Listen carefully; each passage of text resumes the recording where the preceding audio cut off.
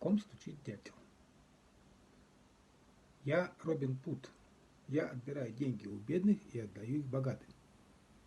Крестьяне, идущие из базара, с удивлением смотрели на маленького человека, выскочившего на тропинку из лесной чащи.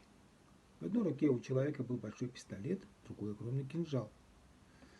«Но у богатых и так много денег», — попытался возразить крестьянин, держащий под мышкой гуся.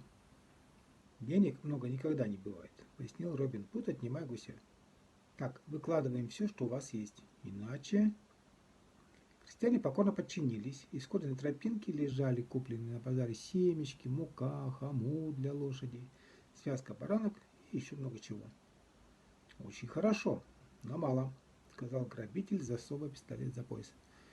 «Если вы считаете, что с вами поступили несправедливо, то можете обратиться в суд». «Ха-ха! В нашем лесу самый справедливый суд в мире. И вы меня не видели, иначе...» С этими словами Робин Пут исчез в лесной чаще. «Кажется, я его где-то все же видел», — сказал крестьянин, только что оставшийся без гуся. «В церкви», — ответила его жена. «Со свечкой рядом с шерифом стоял.